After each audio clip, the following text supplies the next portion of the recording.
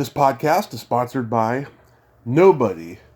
Hey dudes, welcome to Splat from the Past, the only 80s themed horror and sci-fi show where things can get totally radical. Now today, I will be welcoming an actress and a belly dancer, Tanya Lemani George. Now Tanya, she played Cara in the classic episode of the original Star Trek series. What was that episode called? Damn it. What was that episode called? Wolf in the Fold, it was called.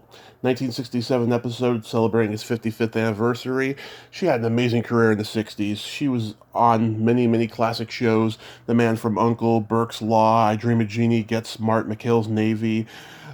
She was in the Monkees' Head. She was in the Elvis 68 comeback special. I mean, she's done a lot of great things. She's also a filmmaker and screenwriter, and she also did locations managing for movies in the 90s. And she has a book out called Have Belly Will Travel. It's going to be a great conversation. I talked to Barbara Luna back in November, and we were talking about the Hollywood show having Star Trek guest stars reunion, and Tanya was part of it, so I reached out to her, and I thought it'd be a great conversation because she's done so much. It's going to be just a wonderful conversation today. So yeah, here is my interview with Tanya Lemani George.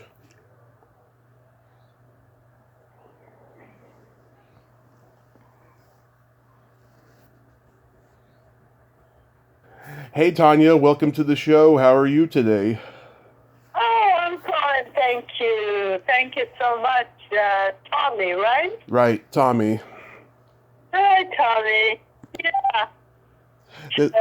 This is such a great honor. Thank you for taking the time today. No problem, no problem. I'm delighted to talk to you. Wonderful. So, going back in time, I was reading that you were doing ballet early on in your childhood. You ended up headlining the Flamingo in Vegas at 16, right? Right, yeah. It's in my book, How Belly Will Travel. That's the one you were reading, correct? I wasn't reading it. I was looking on your website. Oh, my website. I thought you read it in my book. Yeah. No, that's correct. How it all started, I was practicing a show in a studio, ballet, with the other girls, and it was a show that we were preparing to perform. And somebody saw me and came up and said, we would love to have you join a show in Las Vegas, dancing. Right. And I go, oh, yeah, that sounds great. They said, well, you better get there, to Las Vegas tomorrow, because we have a rehearsal tomorrow, and then we're opening the show. I go, oh, my God, I have to talk to my mother, Yeah. And also, I didn't have a car, so I got myself together and left for Las Vegas on a bus. I arrived there very late at night. I think it was in the morning, 2 or 3 o'clock in the morning or something. And I was blindfolded with all the lights and everything. And I go to Flamingo Hotel and I say, I'm looking for a ballet troupe that tomorrow we're going to open the show. They go, we don't have a ballet troupe. Yeah. There is a belly dance show that is opening tomorrow. I go, belly dance? I can't do that. My father will find out, he'll kill me, Yeah. So, yeah, but anyway, they talked me into it, and I opened the show. I was in the background with the girls, dancing, trying not to do anything wrong. So I was watching the girls and dancing at the same time. So that's how it all started. And after that, I was asked, when that show was closed, I was asked to do a solo by myself, belly dancing, in a Pinky Lee show. He was a very, very popular show on television comedian. Mm-hmm. So I said, okay, and I thought, well, I better figure out, wow, can I do a whole dance by myself? Anyway, I figured it out. And after that show, there was a lot of details on that show, which was funny. One of them, I have to tell you this because it's funny. Uh-huh. I was with Pinky Lee, and I would do my little dance. Mm-hmm. He comes on the stage with a bag of crackers, and he would chew the crackers as he's watching me dance, and then he starts spitting the crackers on my stomach, Yeah. you know? Yeah. And I didn't like it, but, you know, he was supposed to get a laugh, right? Yeah. Anyway, after the show, I asked him, I said, Mr. Pinky Lee, please do not spit on me on stage. He didn't say anything. The next show, he did the same thing. The next show, he did the same thing. Yeah. So finally, I got very upset. And on stage, after he spit on my stomach, I grabbed the bag of crackers. Mm-hmm. I took the crackers, I crumbled them over his head. Yeah. Well, the whole place went crazy, you know? Yeah. And he got the biggest laugh after that, you know? Mm-hmm. After that, I went backstage waiting to be fired, Yeah. you know?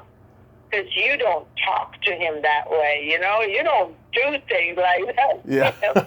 So I'm waiting and waiting, and nobody came, nobody said anything, everything was back to normal, and guess what? He never spit on me again. However, the makeup lady came to me, she said, oh my God, what did you do? You ruined his toupee. I go, his what?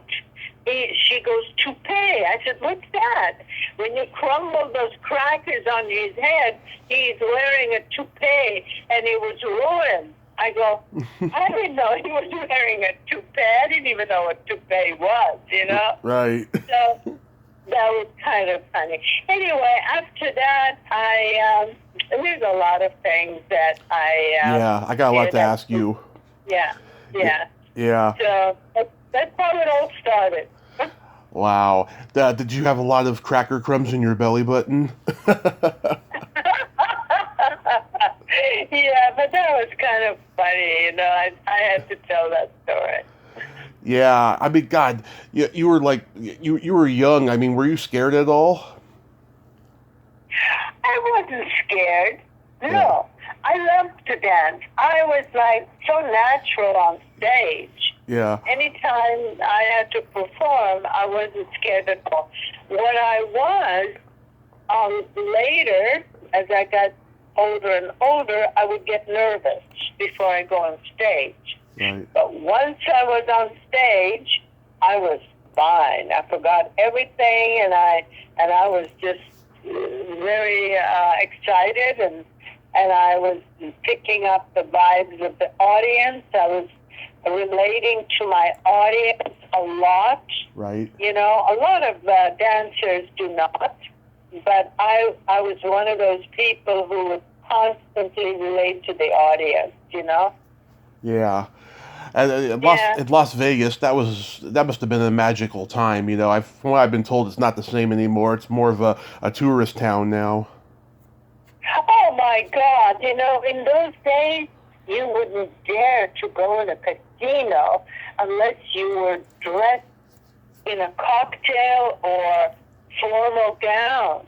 You know, Mm-hmm. I mean, everybody would be so beautifully dressed. You look at all the beautiful people and the shows, and even in the daytime, nobody walked in jeans in the casinos. People were casual, but not in jeans or shorts like they have now. You know, right now, you go there, people are running around with jeans torn up, and which is in style, I guess. And shorts, you know, looking crummy.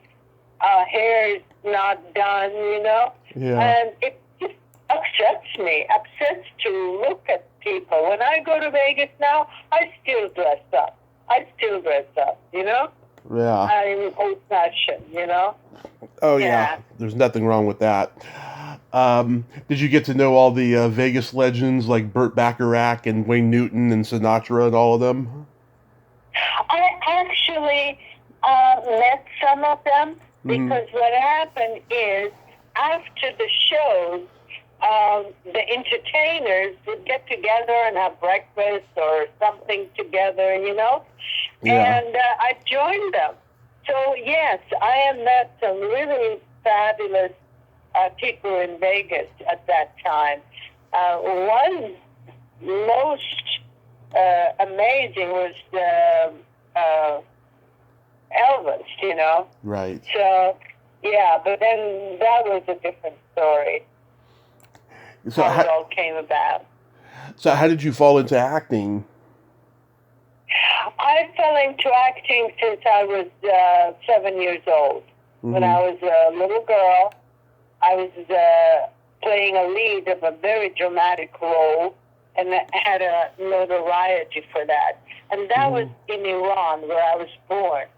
And I've always dreamt of coming to Hollywood and becoming the next Betty Davis, okay? Okay. Betty Davis, if anybody's listening to your show and they're too young, Betty Davis was an incredible Academy Award winner actress. Yes, she was. Yeah, she did amazing movies, And I always admired her. That's what I wanted to be. But once I came to Hollywood, I didn't know anybody.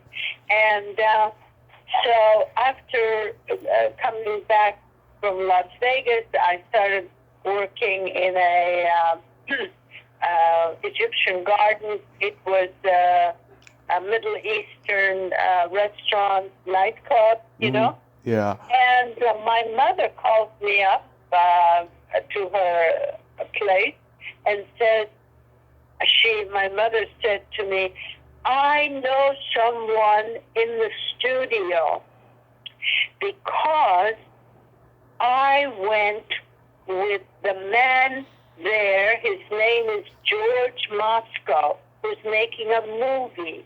And she says, I went to school with his nephew in Russia.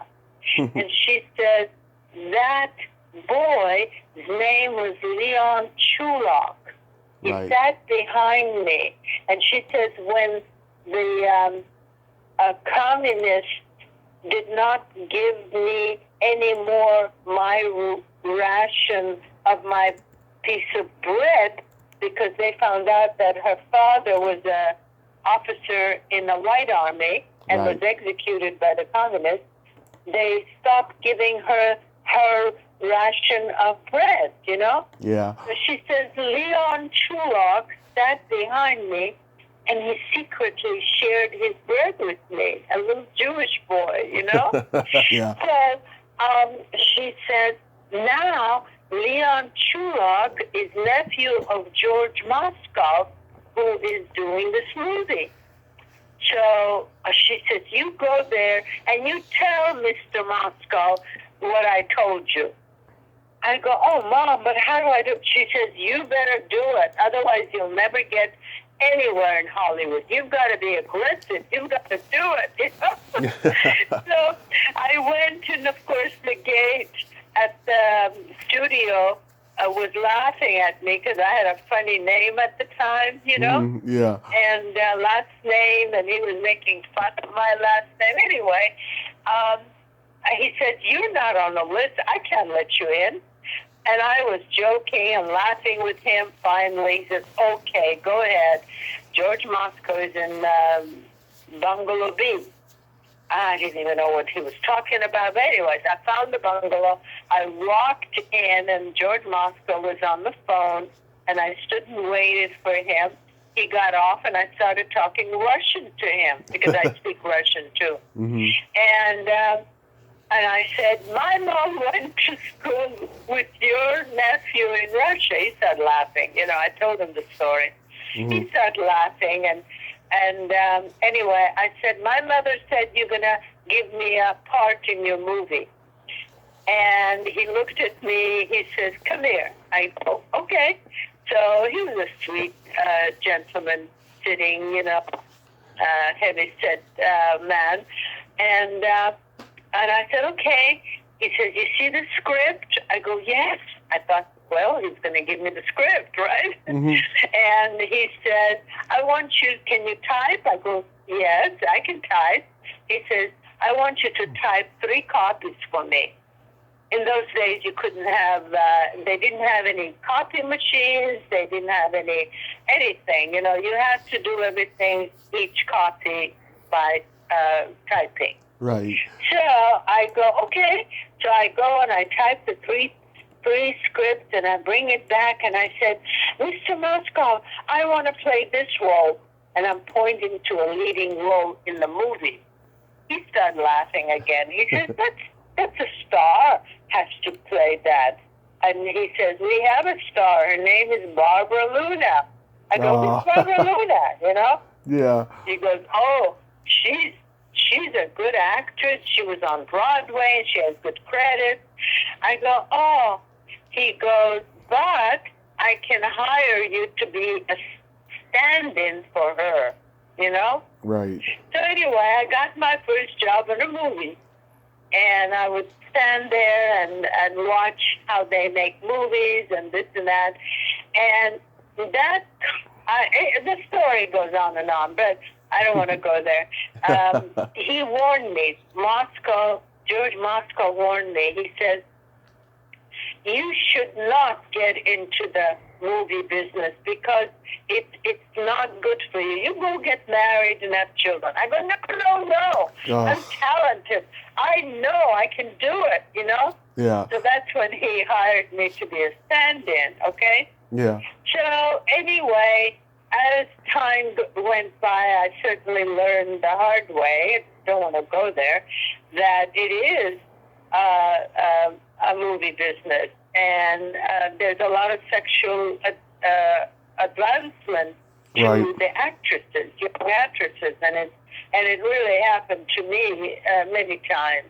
And I learned how to avoid or get away from that by being a great diplomat and use my sense of humor and do whatever I could to make people not be offended. And you couldn't, in those days, you could not tell anybody if somebody made a sexual advances to you, Yeah. You had to keep your mouth shut, otherwise you'll never work in the industry. And it went on until Me Too movement, Mm-hmm. So anyway, that's how my beginnings started. Then my ballet teacher knew an agent. He was really, really old, sweetheart, Mr. Samuels. And Mr. Samuels was so cute. He says, oh, I'm going to make you a star. He says, you have a car? I go, yeah. He was too old to drive. I said, yeah. So he says, we're going tomorrow morning to studio, MGM, Bob Hope's movie. I go, wow. So before we entered into the studio, into his office where they were casting and everything, he looked at me. He said, do you know how movie stars walk? I said, no, how do they walk? And he was a skinny little old man, right? Yeah. He started swaying his hips back and forth, walking, trying to look sexy, And Right. I didn't know what to do, laugh or cry or what, Yeah. I said, oh, like this? And I showed him. He goes, perfect, you're a star. So we walk into the office and meet a lovely gentleman. And anyway, that's how I got to work with Bob Hope in a movie, A Global Global Affair. Affair, Yeah, A Global Affair, Yeah. it's called. Global Affair, international. I guess it's called the Global World. A Global Affair, yeah. Right. And I was one of the international girls, yes. So that's how my more or less acting began. And of course, there was a lot of dance part in the beginning, but then, I did a pilot with Shatner on Alexander the Great, being a slave dancer. I also did some other shows, and then slowly I started getting acting roles, Yeah. So, yeah. Mm-hmm. Okay, let's go through the TV credits. The Man from U.N.C.L.E. You were on that Yeah, show.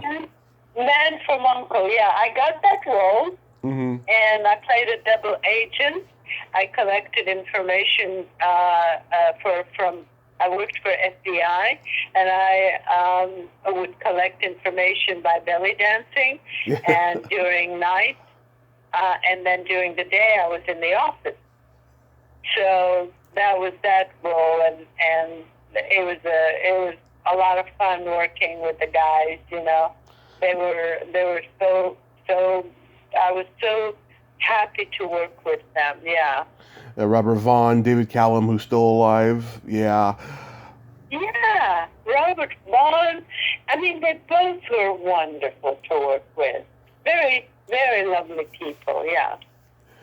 Burke's Law. Burke's Law. Let's see, Burke's Law. Who was in it? Gene Barry. Who? Gene Barry. Oh, yeah, Gene Barry. Oh, yeah. Well, no, I didn't care for him. That's why I didn't even remember his name. No, he was a very, very insecure egomaniac. Yeah. Okay? Yeah. That's all I can say. but it was okay. I had no problem. But, yeah, that's what I learned about him, Yeah, that explains why he was a B-movie guy his whole life. I don't know. He was good. He did some good stuff and everything. The War of the Worlds. Yeah. Mm-hmm. The War of the Worlds. Great movie. Yeah. And he was just a very male chauvinist type, Yeah. Very much so. Yeah. So that's all. Other than that, I had no problem. I really never. I always got along fine with everybody. How about I Dream of Jeannie? Oh, that was fun. That was so much fun. Barbara Eden was a delight, and I met her recently, and we were laughing and talking, and she's just such a lovely lady. And Gene Nelson directed that one. And later on, he directed me in a play, a big play, and I played a second lead in the play. And Gene Nelson, who was the director of I Dream of Jeannie, and I became very, very good friends. Yeah. And for years and years, to the end of his life, the last time I saw him, we had lunch. I took him out to lunch for his birthday, and shortly after that, he passed away. But Gene Nelson was an amazing, hot temper. Oh my God! But he had a heart of gold, and so talented, dance and sing and direct. He was a writer. He actually was the one who encouraged me to write my book, How Belly Will Travel. Mm-hmm. And he thought that he helped me pick that title. So, yeah, Gene Nelson, that's who I met at the I Dream of Jeannie, and he directed me in other series as well. Did Larry Hagman look like he just didn't want to be there? I don't know.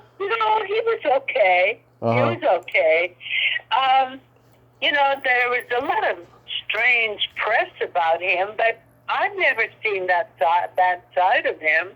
Maybe he had one. I don't know. To me, he was a lovely gentleman. He was good. He wouldn't talk about that show for 30 years, so I was always wondering, how he was at work, he just didn't want to be there, and he probably fought with, what's his name, Sheldon Leonard. Sidney Sheldon. Sidney Sheldon, yeah. I'm sorry, Sidney. Writer. Yeah. I just, yeah, I always thought that was funny. He wouldn't even do the reunions that they did. Yeah, well, I know I heard about all those problems, but I don't know. I don't know. I really don't know why. Maybe he had good reason. Maybe he didn't. I don't know. I know that Gene Nelson did complain about him as well, but Gene Nelson was able to deal with him with no problem. You know. Right. That I seen. You know, but I heard that he was difficult. Yeah. How about Get Smart? Oh my God, that was fun. That was amazing. You know, Don Adams. I love Don Adams because he was a fun guy. First of all, he was very, very nice on the set. Second, he was funny, talented, and very. What he did for me, I'll never forget. They were running late filming that segment that I was in. Okay. Yeah. And so they decided to cut some of my lines, and I was really sad. I was sitting there, very kind of looking sad, and Don Adams came up to me and says, "What's wrong?" I go, "Oh, they're cutting my lines out of the show." He goes, "Really?" I go, "Yeah." He says, "Don't worry, hold on." Yeah. I said, "Okay." And I was just sitting there. He comes back. My lines were back. So he went, he talked to somebody or something. They put my lines back, you know. Yeah. Yeah, he was a great guy to work with. And, of course, the girls that were in that show, too, I had so much fun with. Yeah. Yeah. Yeah. Then you got to have your own episode of My Mother the Car. Oh, My Mother the Car. Oh, yeah. I was in that one. I almost forgot. That was with Jerry Van Dyke. Brother. Jerry Van Dyke. Yeah, Jerry Van Dyke. That's Dick Van Dyke's brother. Yeah. Yeah, I worked with Dick Van Dyke too. But, yeah, it was good. It was nice. I had a lot of fun there too. It was nice. I had no problem and nothing. It was nice. It was very, very nice. Yeah. Then you did a couple episodes of McHale's Navy. Oh, yeah. I did. Actually, 3. And the first 2 were, one was very small part. The second one was a little bigger. And the third part was very funny with, what's his name? Ernest Borgnine? No. Tim Conway. Doug Conway. He and I had so much fun. He was improvising too, you know? Yeah. So I went along with it and we were improvising. He was so good to work with. And the scene came out really funny. Very funny when at the end he puts his face in his spaghetti, you know, because I played an Italian. I played an Italian girl in Italy. This took place in Italy. And I was at this restaurant where Tim Conway was sitting and having his spaghetti. And I knew that my boyfriend, Italian boyfriend, was going to come and I wanted to make him jealous. Right. So I started flirting with Tim Conway, and it turned out to be a really funny scene, you know? Yeah. So, yeah. And, did you work with Carl Ballantine on there? Carl Ballantine.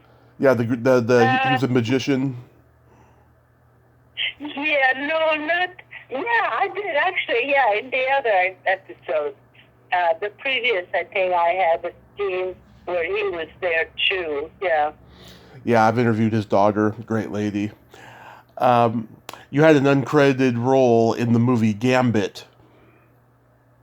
Oh, Gambit, yeah. Well, I had a tiny, small part of Yeah. a sales girl, but what happened on that movie was Shirley MacLaine, okay? Mm-hmm. Um, they had me in the makeup room, and they did my makeup, and they put a simple little dress, because I was only a sales girl, Right. behind the counter there. And Michael Yeah. would come there to buy something, and we had a little scene. Right. But before I went to film the scene, they kept coming back to me and taking me back to the makeup room and making me look bad, okay? Mm-hmm. And they kept changing my dress, even though my dress was like this simple little dress, to worse dress and a worse dress and more bad makeup. I was standing there talking to Michael Caine, and I told Michael Caine, I said, what are they doing to me, Yeah. And the PR man was nearby. He came up and he says, quietly whispering to me and Michael Caine, he says, Shirley MacLaine has a clause in her contract that she has a right to criticize any pretty girl that is working on a set with her. And she was threatened by you, and they wanted to make you look. Uh-huh. Hello? Michael Caine was great. He advised me to get involved in theater because I talked to him about I want to do more acting roles, bigger parts and everything. He says, well, you should go and do some theater work and do some plays and invite some people to see your work, and then they'll see you as an actress, not just big parts and dancing roles, Right. So, yeah. So he was very charming and very sweet man. I really liked him. And one of the best actors of all time. Oh my, and gorgeous. Oh my God. With gorgeous eyes. He was a very handsome man. Very handsome man. Absolutely. And then you went pirate in The King's Pirate. Oh, King's Pirate, yeah. King's Pirate, I had fun. It was, again, dancing roles, it was a gypsy. Right. And Doug McClure, of course, was a gentleman, and we had nice moments talking between filming. He was a gentleman.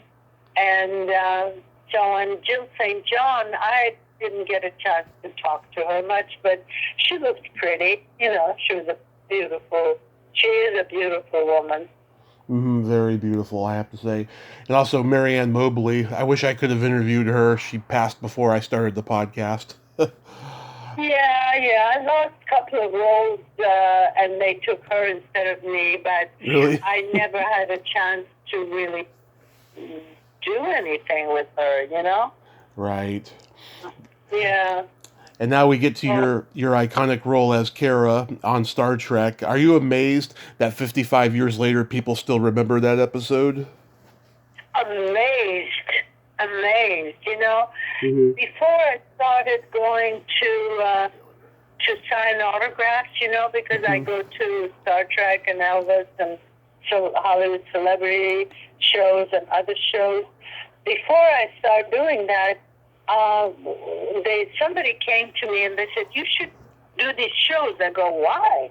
Oh, well, I think you can show some photographs and there's fans that want to meet you. I go, you're kidding. Are you making fun of me? I said, it's been so long, and why would anybody remember me, Yeah. And stuff. And this friend, he said, no, just go, just go, just go. So I didn't even have any photos. I had some homemade movie, photos. I printed them out and I went. I was surprised. I had a line waiting for me to sign autographs, Yeah. And I was shocked that people remembered me, Yeah. So now, whenever I am at these events, which I will be in April for the Hollywood Celebrity Show here in Los Angeles, again, and anytime I'm on stage and on a panel where I'm talking about, like I'm talking to you now, they would have me on stage talking, first thing I do is thank my fans. I said, without you, I would be nothing. Because in the days when we were filming, we never knew if we had fans. We didn't know. We didn't know if there was anybody who really liked us or not. We just did the job and that's it. And I said, now I see you all, and I'm an actor, and other actors, we all appreciate and thank you for being our fans, because here we are, meeting you and you meeting us, Yeah. So, yeah, that was it. Now, originally, the makeup you had was much different, right? Well, makeup, when I came to, they called me, before we started filming, they called me, they said the makeup department wants to see you, and they want to, I said, okay, and they would pay me for the day to go to a makeup room, okay? So this went on for 4 days, all right? Yeah. And the first day, they put all these little feathers, different color feathers, they glued to my eyelashes, eyebrows, my nose, my ears, all over, Yeah. And I started sneezing, but I tried not to sneeze to go see the director.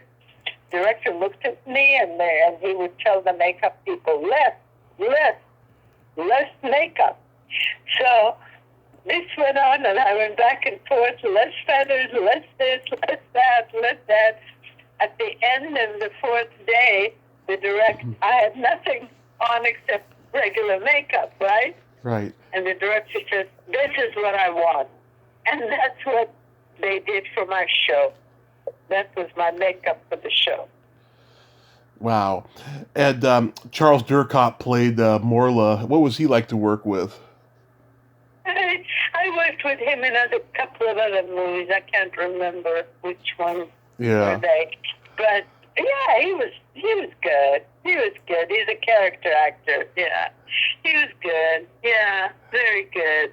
Yeah. And I had no problem with him. The one I really, really, of course, I love Nimoy. Yeah. And I really, really liked Doctor. And Shatner and I, we met on the pilot, Yeah. And so on the pilot of Alexander the Great, when I was just 16, I think, 17 maybe. Yeah. I was very young. Anyway, he came on to me, and I said, no, I'm sorry. I thought he was gorgeous. He was in Greek little skirt, He was so cute. So cute. But he said, when he came on and wanted to take me out, I said, I don't date married men, okay? Right. So that was the end of our romance, okay? So, and on Star Trek, where he was, after filming, I said, do you remember me? He says, of course I remember you. We talked about the pilot and all that. So after we finished filming this show, I get a call from him at home, and he said he'd like to take me out to dinner. I go, Bill, I said, I don't date married men. He goes, I'm going through a divorce. I go, really? He goes, yeah. So I said, okay. So we went to dinner, and all night long, all he did was talk about his daughters and his divorce. He was upset. He was emotional, and I tried to be a good friend, you know. Yeah. And at the end, I encouraged him to go back to his wife and apologize. He says, "Oh, I already have," and blah blah. She won't take me back, and this and that, you know. Yeah. But anyway, that's how it started, and then we started dating, and we dated, and he was a lot of fun. Lot of fun. Yeah. Loved to eat. He loved to eat. and we laughed, and it was fun. He was a lot of fun. As soon as I found out that he was also seeing other women, that's when I bailed out. I said, no, I can't do that, because I started falling in love with him, you know? And I said, no, I can't do that anymore. So I never answered his phone calls. He didn't even know why. And years later, he was trying to find out. But anyway, we remained friends. To this day, we are good friends. That's good. Also, John Fiedler was in that episode. He was a funny guy. Yeah. You know, the one that I really liked a lot, and we became good friends, is Jimmy Doohan. Oh, yeah. Yeah, he and we went out to dinner a couple of times and talked, and he was very, very nice. We stayed friends to the end. The last time I saw him, people would say, "Oh, he'll not remember you because he has dementia or whatever." Oh. I go up to him, and he had no problem remembering me. So I said, "He's still okay." Yeah, no, we were good friends. He was a good guy. He was really a good guy. That's good. How about working with Rod Taylor on The Hell with Heroes? Oh, he's my hero. He is my hero, Rod Taylor. Yeah. It's because on the set, when they were rehearsing a scene where I was dancing, I hear this booming voice of an actor who came on a set, starting to talk horrible profanities at me, sexual things, you know, at me while I'm on stage rehearsing, okay? I didn't know who he was. And he was saying really bad things. His name is Harry Gardina. Oh. He was this macho guy, okay? Yeah. Macho man. But I asked people, who is he? Oh, he was supporting, the second lead or something on this movie. Yeah. I don't know his exact credits, but he was second lead. Not second lead, he was one of the main characters, okay? Yeah. And Peter Dewar was the second lead. Anyway, so this went on for several days. Then we go on location by the beach. Right. And this Harry Gardina continued to do that to me. Nobody came to my rescue. Not a director, no producer, no one. I was there feeling really horrible, okay? And then I see Rod Taylor came up to Harry Gardino, grabbed him by his collar, and said, "Hey, buddy, if you ever say another word to this young lady, you will have to answer to me." I thought, oh my God, finally, my hero. He was a wonderful man, so talented and so handsome. I always called him my hero, you know? Yeah. Yeah. Were you under contract at Universal? I was almost on a contract to Universal, but yeah, that was a different story. That's a different story, how it all fell apart because of sexual harassment. Yeah. The director came up to me. Producer of actually the another show, the King's Pirate Show, the producer, Arthur. Right. I think Arthur. Yeah. He, after watching me on the show, King's Pirate, he called me in the office and he said, I'm going out of town, but I'll have the director do a screen test for you because we're considering you to be on a contract to Universal. I said, okay, so he left. But the director was very furious with me because I wouldn't cooperate with his advancement. Yeah. And when the day came to do the screen test, I kept asking, usually they give you a scene to do with another actor or a monologue or something, you know? Yeah. I kept asking where, and nobody would give it to me. So on the set, I asked him, I said, where's my scene? And he says, no scene, just do what I tell you. I said, okay. So he says, walk back and forth. I walked back and forth. Sit in the chair. I sat in the chair. And he started asking me personal questions about this, that, or the other. And then he started insulting my father. He said, did your father abuse you sexually or rape you or something?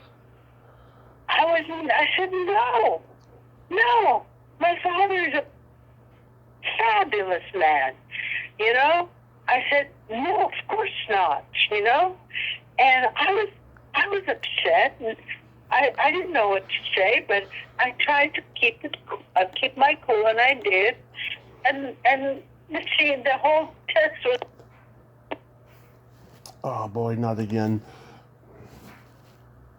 Anyway, that was my experience, and I was so nervous that my face broke out in pimples and the whole thing. So the producer came back and said, what happened to the scenes? I said, I don't know.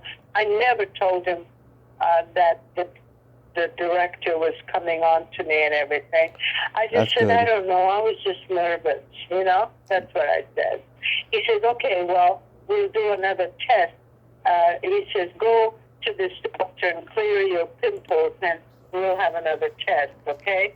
I go, okay. So 3 months later, I went back, and it was too late. The producer already was doing another film, and everything. So, that kind of fell apart.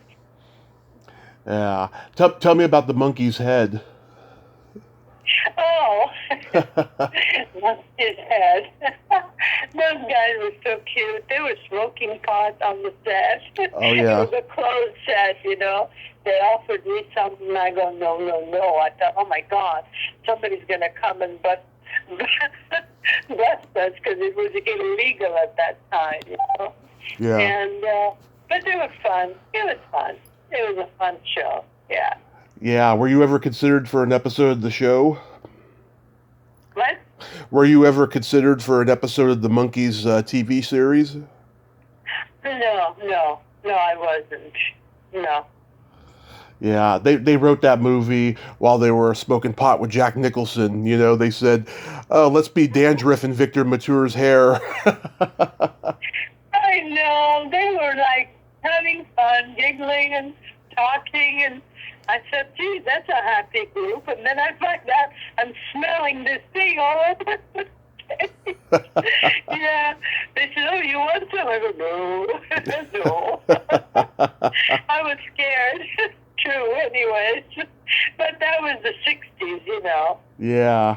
Tell me about the Elvis 68 comeback special. I mean, that was a very important time in Elvis's life. my gosh, he was amazing. Oh, I was fortunate to have worked with him and actually became friends with him. So, well, when I saw him in the movies before I, did anything or whatever, I thought he was cute, and I thought, wow, he sings good, Yeah. I never really did anything more than that, Yeah. My taste was Cary Grant at the time, so Louis Jordan type. Anyhow, so when I was on the set of 68 Comeback Special, Right. I see this image coming towards the makeup room. I looked, and it was Elvis walking. Gorgeous. So gorgeous with his aura. I saw his aura. It was so beautiful. And I just totally was paralyzed. And he was walking around introducing himself to everyone. He says, hi, I'm Elvis. What's your name? And the lady would say, Mary. And he would go to a guy and he'd say, Joe. And then he came to me and he gave me his hand. He says, oh, I'm Elvis. You must be Tanya, the little Egypt. I go, yes. I was so paralyzed.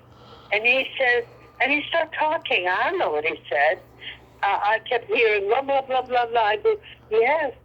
And he goes, blah, blah, blah, blah. I go, yes. And he goes, blah, blah, blah. I go, yes. And on. This went on for a little bit. Mm-hmm. And then he finally raised his voice. He goes, Tanya? I go, yes. He goes, can I have my hand back?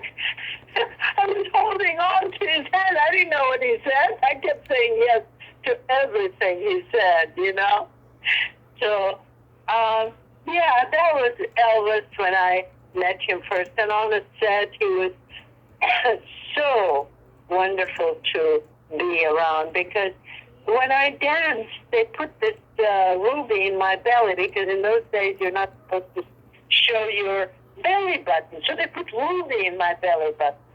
And right. Every time I moved, it would pop out, Yeah.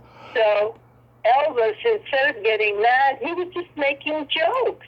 He would stop singing and make jokes, and he'd say things like, my belly, Tanya, Tanya, my belly. I mean, he would crack up different jokes.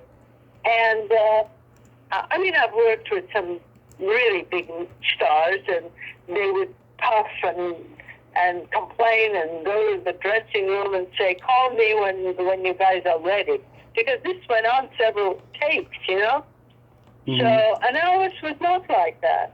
He was so sweet, patient, and funny. So, anyway, that, and then a couple of years later, he was performing at the International Hilton Hotel in a big room, mm-hmm. and I had my show in a lounge. And one night, someone says, oh, Elvis came in to see a show. I said, oh, well, I'll go say hello to him just before I went on my show, Mm-hmm. So I go in, and before I even did anything, Elvis got up, and he said, oh, Tanya, come on, sit down, and blah, blah, blah. I go, oh, well, thank you. He says, would you like a drink? I said, well, no, I have to go kind of get ready for the show. I said, are you here to watch the Checkmate? Because that was the other group that was on the same stage before my show, Right. So I thought he was there to see Checkmate. He goes, no. He says, I came to see your show. And I thought, oh, my God, he's going to see my show? And I was so nervous because I had to sing some songs, like a medley of 3. So to sing in front of Elvis, that made me nervous, okay? Yeah. So I excuse myself. I put my sexiest outfit. I go on stage, and I do my medley of 3 songs. And Elvis gave me a standing ovation. Oh. Yeah, the whole place stood up, and I go, oh my God. Elvis stood up, gave me standing ovation. But during that whole thing, he invited me to see his show. Then he invited me to join him and the guys to after shows. Um, and we talked, and he picked my brain about acting. At that point, I already started acting, and at that point, I was also doing plays. So we were talking, and he asked my opinion, and I told him that it would be beneficial for him to do some plays, Right. and stuff. Anyway, we became good friends. Yeah, we Yeah. became friends. Yeah, HBO used to play that special a lot when I was a kid. That's probably the only NBC special HBO ever played because it was so legendary. Steve Binder, he directed it. I was supposed to interview him last year, but it didn't happen. Who's that? Who? Steve Binder, he directed the Oh, yeah, '68 Steve comeback. Bender. Oh, he's a nice man. I saw him in Memphis. Uh-huh. We had a reunion, not reunion, but they were showing 68 comeback on a big screen. Yeah. And I was invited, 50th anniversary. And, yeah, he was there. I see him all the time. We communicate on email sometimes. Yeah, he's a good guy. He's a good guy. Mm-hmm. How was working on the Bionic Woman? You were? No, you. How was working on the Bionic Woman? Oh, Bionic Woman. You know what? It was okay. It was okay. I enjoyed working with, what's her name? Oh, God. Lindsay Wagner. Lindsay Wagner. Lindsay Wagner. I knew it was Wagner. I forgot her first name. Yeah. And she was lovely to work with. Very nice. Very nice actress. Very pretty, too. Very pretty. Oh, you looked very pretty in that episode. I remember it very well. Oh, okay. I forgot a lot of episodes because I worked in a lot of episodes with little parts, and then I got bigger parts, too. So. Yeah, and a jukebox with Fabian and Casey Kasem. Oh, that was Disco Fever, yeah. But I enjoyed working with Robert Wagner. Oh yeah. It takes a thief, Yeah. Yeah, it was a really, really good experience there. And after that, actually, I was surprised because someone saw me in that show, and I had to audition and got a role, a lead in a movie, and I played a British actress. Okay. Turn of a century, old-fashioned gowns and hair. I didn't look anything like belly dancer, a foreign agent, double agent, or anything like that. I just had a totally different image, which the director was very talented and creative. It was a gothic horror movie, creating moods with lighting and camera work, and he would lit up me so beautifully that I looked really, really pretty in that movie too, Right. So, yeah, that. And then I worked with Robert Wagner again in 2 episodes of Heart to Heart. Right. Yeah. Yeah, and also I knew his wife, Natalie Wood. Oh yeah. Ex-wife. My favorite Yeah. actress. I love Natalie Wood. Oh God, she was lovely. She was Russian, and she belonged to the same church I did. Yeah. Yeah. So yeah, it was a Russian Orthodox church, and she was lovely. I worked with her in the other movie, Ted, Alice. Bob and Carol and Ted and Alice. Yeah, right. She was there. So I worked on that for 10 days, I believe. And so we had a nice nice visits all the time. Later, I was flying to another country with my mother, Mm-hmm. and we were at the airport in, where were we? I forgot where it was. But anyway, Natalie Wood and Robert Wagner were there. So we met there and we talked, and so it was so nice to see both of them together, you know. Yeah. Oh, For 2 years that was later, yeah. such a tragedy. Yeah. Tragedy, absolutely. He adored her. He Yeah. really did. He really did adore her. How did you So, how did you get into locations managing? well, you know, I had my day in the sun, and I was doing well. I got married. I had my son. Mm-hmm. I had a beautiful house, mansion. I bought some properties, and on and on, and I was doing fine. But my husband broke us, totally broke us, and yeah, I don't want to go. I liked him, but he was, yeah, he was not a good person to be married to. Okay. Okay. And that's all I have to say, because I other than that, I liked him, and we were friends to the end of his life. He passed away a couple of years ago. Anyway, so at that point, he left me and our son almost on the street. Okay? Right. So I had to do something. I had to get a job doing anything, you know, because at that time I wasn't really working very much, you know, Right. and so I didn't have enough money to do anything, and I had my son and me. So I thought, at that time I still had a one option, you know, Yeah. that was on the just before they took that house away, you know. Right. I still had it. So I saw an ad that they were looking for PA, production assistant, people on this movie. So I went for an audition to meet the producer there, production manager, actually. Right. And he looked at me, he said, no, you can't have this job. And they only offered like $200 a week. Right. Kevin LeBrock was in that movie and everything. And Mm-hmm. he said, no, you can't, we can't give you this job. So I went home, I was really upset. Then I get a phone call from a line producer.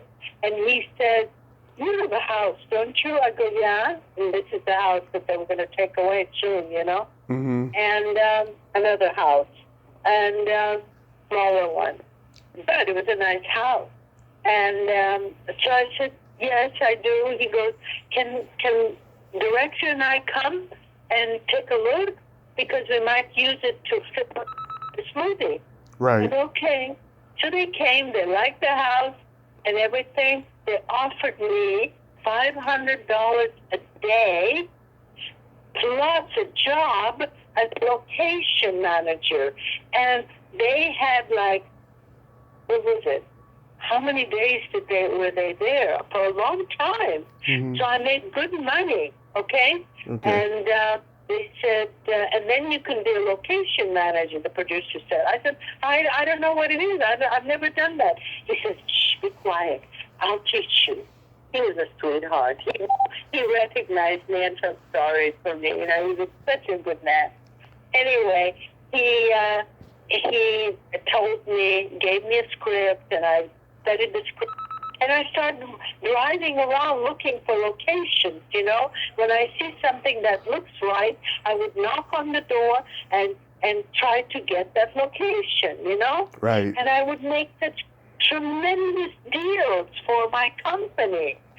I saved them a lot of money. The producer was so impressed that I got original new locations that not been used before, and I got it for less money, you know? Yeah. Anyway, I started working really, really hard as a location manager because I cared about people that I rented the location from. I didn't want anybody to damage it. And it was difficult because guys like said, the macho guys, they didn't like the fact that they had to answer to me, a woman. Anyway, but I survived, and one job after another after another. That's how it all started.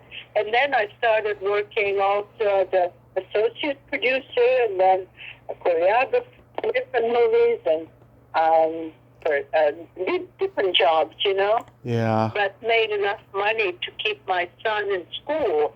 He went to college at that time later, you know. So I made enough money to keep him in school. So that was good, yeah. Yeah, that's awesome. So, Have Belly Will Travel. It's been out for a while now. Is it getting good notice? Oh yeah, I've been selling it like crazy. Yeah, no problem. I sell it all the time. People go on the signing events, Right. and then also my website. I get calls from all over the world. People buying my book. And then I just finished another book called Passport to Freedom. And I just finished it and doing the final edit with an editor and putting the book together. I'm having it submitted to some publishers. As a matter of fact, Yeah. I've talked to Dan Bongino and Janine Theroux. They're both interested in reading the new one. So as soon as it's ready, I'll give it to them. Hopefully they'll maybe do some publicity for me on it, you know? Yeah. Yeah, You could come back. I think it's a really good book. Passport. It's called Passport to Freedom. Freedom. Yeah. Yeah, you can come back on when that book is coming out. But in the meantime, I'll pick up a copy of Have Belly Will Travel because I just know after having this conversation that I'll like the book a lot. Yes. Well, I'll just let me know where, and I'll send you a copy. Okay? Oh, that would be great, Tanya. Thank you. Yes. No problem. Yeah. But if anybody's interested in my book, the old and the new one, to my website, it's should I say it? Go What ahead. It is? Go ahead. www.Tanya, Tanya, Tanya Lemani George.com. Awesome. And April 15th and 16th, you'll be at the Hollywood show. Was the last one pretty good? Oh, yes. The last one was, I always do well. I can't complain. I always do well. So even with the COVID, they had a Comic-Con at the here in the Los Angeles? Los Angeles, what do you call it? They had a big Comic-Con there, Yeah. and they had Star Trek as well. So I was in Star Trek. There was a farewell event for Michelle Nichols. And I sold a lot of books and panels and discussions and all that. So, yes, I do very well with my book. Have Belly Will Travel very well. Last question, Tanya. Is your belly button an innie or an outie? Inner. Normal, I don't know. Inner, I guess. It's not protruding. It's inside. Okay, good. I have an innie as well. Okay. Okay. Tanya, you are so much fun. Thank you so much for coming on today. And again, sorry about the phone interruptions. I don't know why it was doing that, but we'll stay in contact and I'll send you my address for the book. And yeah, it's been a lot of fun. Okay, great. Good talking to you and love everybody. God bless you all and stay safe, healthy, and full of love. Stay safe. Stay safe, Tanya. Thank you. Thank you. Okay. Bye-bye. Bye bye. Well, there you have it. Tanya Lemani George. Ain't she a sweetheart? Great lady, huh? And great stories. And wow, even with those phone interruptions, she picked up where we left off every time. I mean, that is a pro. And that does not happen often. People forget their train of thought, and then I move on to something else and I edit things together. Ugh, that was just amazing. She's a special, special lady. Well, until next time, this is Tommy Throwback Kovac saying there's no shame in living in the past because the present sucks. Later, dudes.